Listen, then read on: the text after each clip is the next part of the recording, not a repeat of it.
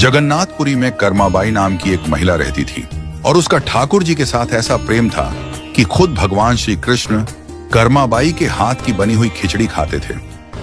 अब कर्मा रोज अपने नियम के अनुसार सुबह सवेरे जल्दी उठकर भगवान श्री कृष्ण के लिए बड़े प्रेम से खिचड़ी बनाती और भगवान को थाली में भोग लगाती। कुछ देर में भगवान खिचड़ी खा लेते और थाली साफ हो जाती। इसके बाद कर्मा अपने स्नान ध्यान आदि नित्य कर्मों में लग जाती और इसी प्रकार यह क्रम निरंतर चलता रहा। एक दिन भगवान श्री कृष्ण को भोग लगाने के बाद एक छोटा सा बालक कर्माबाई के पास आया और उनसे बोला, माँ कुछ खाने को है, बड़ी भूख लगी है। कर्माबाई ने कहा, हाँ बेटा, मैंने अभी अभी खिचड़ी बनाई है, आजा बैठ जा, तू भी खिचड़ी खा ले। यह कहकर कर्माबाई ने बड़े प्यार से उस बालक को खिचड़ी परोसी और बालक ने भी बड़े ही चाव से खिचड़ी खाई। उस बालक के रूप में स्वयं भगवान जगन्नाथ कर्माबाई के हाथ से बनी खिचड़ी खाने साक्षात पधारे थे। बालक ने जल्दी से खिचड़ी खा ली और उनसे कहा, माँ खिचड़ी बहुत अच्छा बनी है, मैं कल भी खिचड़ी खाने आ जाऊं? कर्माबाई ने कहा, कल क्या बेटा, मैं तेरे लिए रोज खिचड़ी बनाकर रखूंगी, तू रोज खिचड़ी खाने आ जाया कर। बालक ने कहा, ठीक है माँ। अगले दिन से वह बालक रोज सुबह सवेरे कर्माबाई के पास खिचड़ी खाने आने लगा। कर्माबाई भी रोज अपने नियम से सुबह सवेरे जल्दी उठकर भगवान श्री कृष्ण के लिए खिचड़ी बनाती और भगवान के सामने थाली रखती। फिर भगवान खिचड़ी का भोग लगाते और उसके कुछ ही देर बाद वह बालक आ जाता। फिर कर्माबाई उसे भी बड़े प्रेम से खिचड़ी खिलाती। एक दिन कर्माबाई की कुटिया के पास एक साधु आया।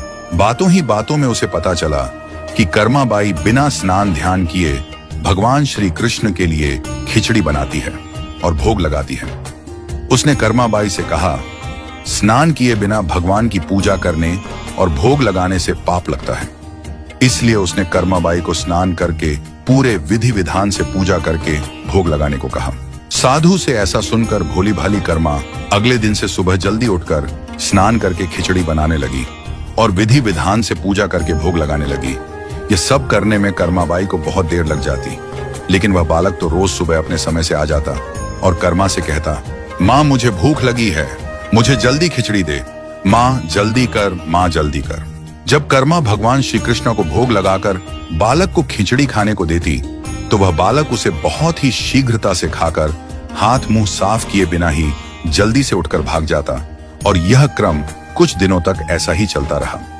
इन्हीं दिनों में भगवान श्री जगन्नाथ जी के मंदिर में सुबह के समय भगवान की मूर्ति के मुख पर खिचड़ी लगी हुई रहती। यह देखकर भगवान जगन्नाथ की सेवा में रहने वाले पुजारी, जो स्वयं बहुत बड़े कृष्ण भक्त थे, वह सोचते, आजकल ये भगवान श्री जगन्नाथ जी के मुख पर खिचड़ी कैसे लगी रहती है? हम तो इन्हें खिचड़ी का भोग नहीं लगाते, तो फिर यह खिचड़ी कहां से आती है? कुछ दिनों तक लगातार भगवान श्री जगन्नाथ जी के मुख पर खिचड़ी लगी देखने पर पुजारी इसे भगवान की लीला मानते हैं और समझ जाते हैं कि भगवान रोज कहीं से खिचड़ी खाकर आते हैं। भगवान की लीला को जानकर वह मन ही मन भगवान श्री जगन्नाथ जी से पूछते हैं कि कहां से खिचड़ी खाकर आते हो प्रभु, हमें भी तो बताओ।